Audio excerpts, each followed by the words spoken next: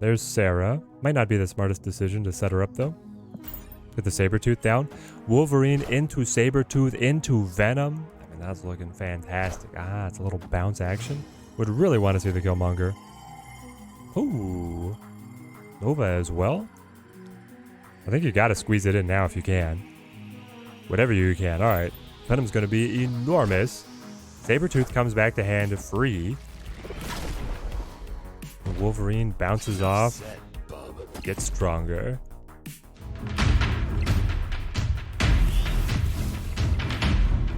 Welcome my friends, Sera Surfer like I have never played her before, using the Destroy package, which happens to be loaded with 3 cost cards that are all going to be able to be buffed by the Surfer. We're running the Surfer Brood Synergy, Sera for the energy efficiency, and then we have all of the engine pieces of Destroy without the old Death Wave flip up on the high end of Wave plus Death plus She-Hulk, etc. Instead, we're having the Sera Surfer be the pick-me-up because these cards are incredibly efficient. You're looking at the power of the Bucky with the Winter Soldier, very valuable. A couple destructions on the Wolverine scales him quite impressively, and the new Venom, really an all-star here. So on the low end, on the 2 costs, we've got the Nova, Bucky, Carnage, Wolverine.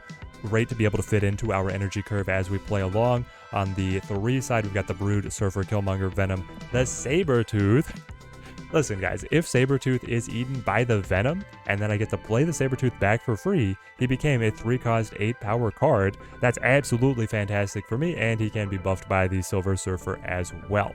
So we have a lot of options here to be able to leverage, and the deck was always running Killmonger Nova, so it feels like this was just a natural extra step to lean in more to the destruction synergies, and with how much people are using Kitty Pryde right now, along with Bounce and other 1 costs, the Killmonger can find incredible value. Let's dive into our matches.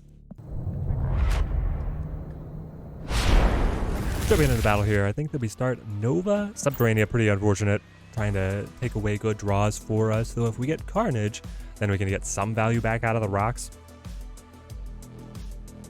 We'll see. Hopefully they slow our opponent down as well. So the list is up above. I was beaten by it while I was recording another deck guide. I was like, I have to try this. It's been very fun to pilot. If you guys see a way to be able to bring Death or another high-end payout for the list, let me know down in the comments. I would love to give it a run. I feel like we're pretty locked in. Maximus is probably the closest to a flex slot that we have. Oh my gosh. What are these draws? Hell's Kitchen gives me the extra rock. I mean, I guess the opponent got fed one as well. If they're running Collector, the Killmonger could be very good for us. If they are Bounce. If they are Discard, not so much. If they are Dino, Killmonger could still be pretty good. It's the Hand of All Rocks. Oh, Sunspot. Interesting.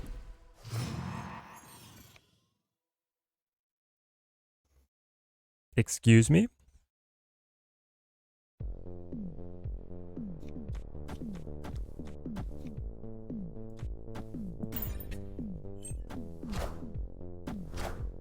I hope they played all rocks here too. Yes? Yes? Ah! Neither of us have any cards. Oh my god. What? Subterranea, what's the shuffle? Excuse me, you're supposed to shuffle? You don't just drop 5 rocks on top of my deck? Okay, I drew the max, didn't I? It wasn't straight 5 rocks. It was 4 rocks, max rock.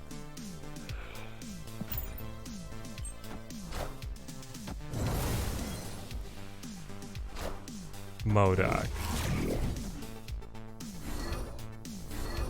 Just the tempo Wolverine. Kills his Morbius.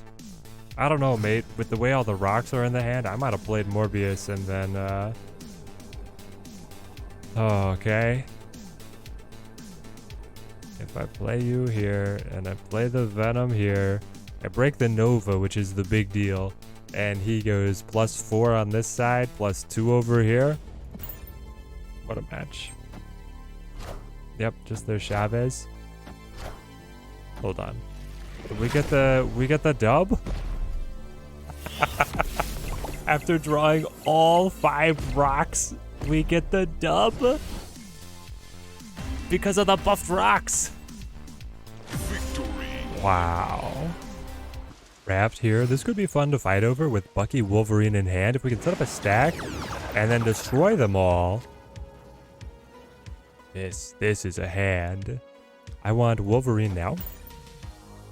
Have to be delicate still, because I need the Deathlock to be the 4th card. And then he opens up space. I can play in behind. Hopefully the opponent is overcommitted. And then we're able to roll over them. Ouch. It's like Bucky. I really want to hold Surfer back, but then I want to play Sera on 4. I guess I could still play Sera on 5. So, do I play the Surfer for basically just access to whatever the Raft could give us? I think it's murdering the identity of the deck, but this 6 cost, and especially if we deny it from our opponent, could be everything. And we had the Surfer Brood combo. We just tossed it to the wind. Alright, see if it pays out. And the opponent is able to match. No! Whoa! Oh, did it pay out? Oh, baby. That's exactly what I wanted to see. Sentinel. Star-Lord. Got him. You sure got me. As I sit with null in hand. Good gash. Okay, with null in hand, final play is looking like Brood on Jotunheim, Carnage on Jotunheim, Null on Raft, and then Killmonger down mid. They also have a free 6 cost. We have to be cognizant of that.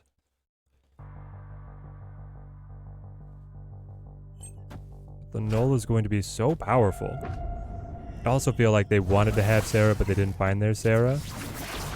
Flip the Jotunheim.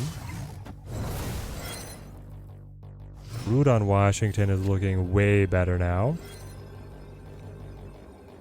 Brood. With all those buffs. Max. I don't think I'm going to do the... I could do the Destroy trick. Is it worth it? I guess it is. It's better than playing Killmonger. They flip first? Is it better? Killmonger could be better if they play 1 costs.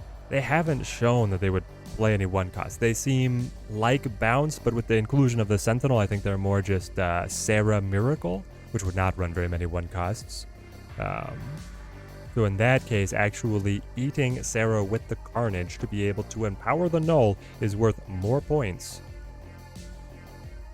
But I lose all the Sera points. I guess the idea is that I'm abandoning mid. Yes, abandoning mid, playing it like this. It's a bit of a risk. I take these. Up 12. No way Bishop is able to scale through that. The Broodlings both getting the +3. There's a lot of free points to be able to make the comeback here. Ooh, they do have the free 6 cost though as well. They drop the Hit Monkey. They went all in on Washington. Oh no. They also had Null. We both got Null? No way.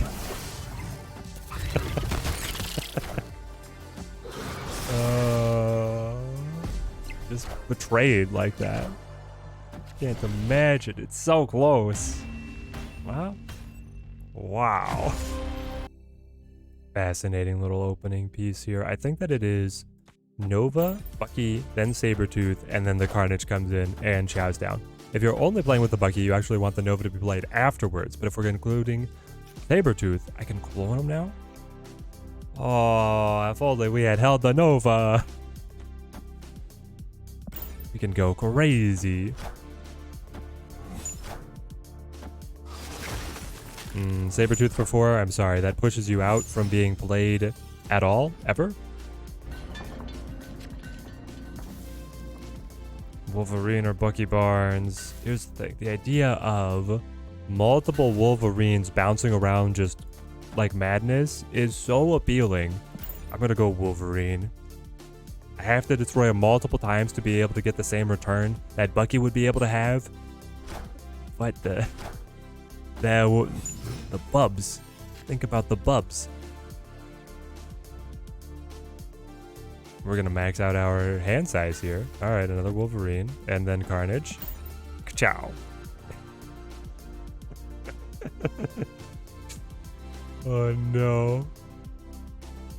We have the Killmonger to be able to shut up the demons. I mean, we staff on. What a hand. What a hand. I can only hope that we get to see the Wolverine, the bouncing Wolverines play out. The next move for 5 energy is going to be a Wolverine, a Bucky, and then a huge... okay. He's got Beast to be able to play around with initiative. Maybe the Killmonger doesn't just shut him up. But then the huge Carnage to be able to clear Onslaught Citadel and grab the Nova buff as well. And then the final turn play is going to be Killmonger Surfer. Enough said, bub. Boing. None of you guys wanted to go left? I mean, 22 power is a pretty respectable stat line that I don't think the opponent is going to be able to surmount, but it's still a little disappointing that none of you decided to go left, you know? I guess it's Bucky? Because here, I'm not going to be destroying Wolverine again. The Wolverine would have a chance to be able to hop in at Avalier and pick up that +5, which would be kind of nice, but I feel like we're just playing down Cloning Vats and Onslaught Citadel here, especially with the Killmonger able to knock over their Iceman Demon. Let's put the value on the lanes that we're focused on. Are they just cloning for the sake of cloning, or do they think they can actually compete at Cloning Vats? This does put us up in Shang-Chi range. Ooh, Spider-Man. I love it. But only the Carnage is in Shang-Chi range. You made the Killmonger 4. Iceman, still infuriating to play against, but here we go. Killmonger is king. Rightful king of Wakanda. The royal line flows through him. He will wrestle it away from these imposters, Iceman and Demon. So, the Wolverine Gambit looks like it was terrible for us. We should have definitely played more Winter Soldiers instead, before the Winter Soldier got amped up to 3 cost by the Iceman. Winter Soldier sitting here at 7 power, the 2 Wolverines at 5. Obviously we didn't know that. If one of them had been able to hop left, then we would have had extra points on that Carnage and extra points on that Wolverine, making him a higher return. Or if we had been able to find the Venom earlier, that's where this could have gone. Oh, Victory. Absolutely bananas. Oh, Mindscape is so frustrating, but we'll see what we can line up for ourselves. Hala. Okay. We got the Venom to be able to initiate a lot of these destructions. I'll go ahead, I'll play into Hala, I think. With the Bucky? With the Bucky or with the Wolverine? If I had another destruction card in my hand, I would go straight to the Wolverine, either the Carnage or the Deathlock. It's still early. I'll go Wolverine now. Gonna play their Demon, just like that. Okay. There's Sera. Might not be the smartest decision to set her up, though. Get the Sabretooth down. Wolverine into Sabretooth into Venom. I mean, that's looking fantastic. It's a little bounce action. Would really want to see the Killmonger. Ooh. Nova as well? I think you gotta squeeze it in now if you can. Whatever you can. Alright. Venom's gonna be enormous. Sabretooth comes back to hand free.